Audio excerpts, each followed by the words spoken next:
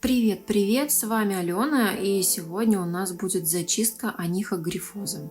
В общем, история в следующем. Это пальчики молодой симпатичной девушки, которая однажды, приблизительно 4 года назад, ударила этот самый большой пальчик. И вроде как не стала сильно заморачиваться на эту тему. Да, был синяк, все было, все, что бывает при ударе. Она надеялась, что пройдет само, поэтому не обратилась ни к доктору, ни к мастеру педикюра, ни к подологу. Ну и, конечно же, само не прошло. В итоге все закончилось вот таким вот состоянием, которое называется анихогрифоз. Анихогрифоз – это когда ноготок утолщается, и постричь его самостоятельно, конечно, уже возможности не представляется. Обратите внимание, насколько тяжело даже профессиональным инструментам из достаточно твердой стали, которую ничем не согнешь и не помнешь, насколько тяжело этим инструментом состригать. Я думаю, что многие из вас хоть раз сталкивались с такими ноготками. Очень часто бывает это у пожилых людей, но это не болезнь пожилых людей, это бывает и с молодыми тоже людьми.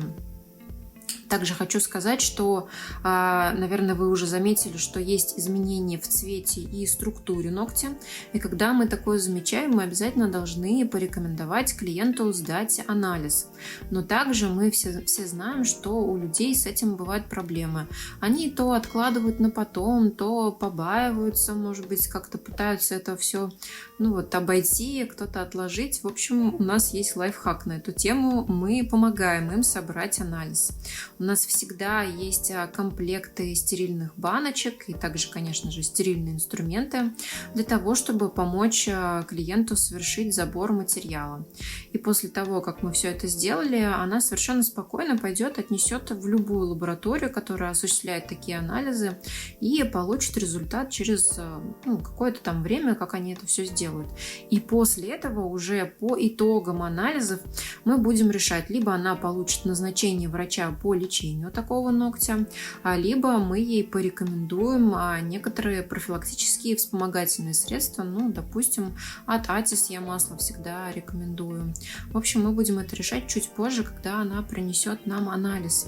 Но пока, так как она в любом случае планировала получить некий эффект от процедуры, естественно, мы ей проводим зачистку, потому что даже если будет обнаружен у нее грибок, так называемый, ваше страшное любимое слово, хотя, знаете, грибок не так страшен, как все о нем говорят. В наше время все уже лечится давно, и ничего в этом такого прям ужасного нет. То есть, я не знаю, у меня это не вызывает никаких таких эмоций, типа фу-фу-фу, грибок. Да, вообще-то с каждым может произойти, ведь особенно в месте травмирования, самое то ему завестись.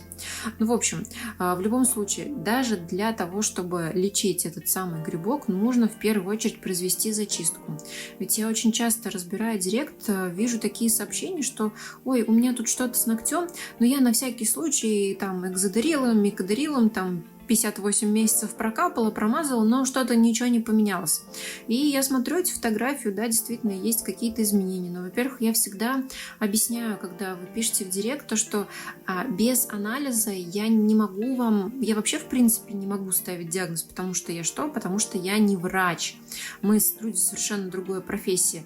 Мы вам всегда рекомендуем обратиться к врачу, то есть, когда видим, что есть что-то, что не вписывается в рамки нормальности, обязательно нужно пойти и сдать анализ, ведь только так мы точно сможем узнать, грибок там или нет.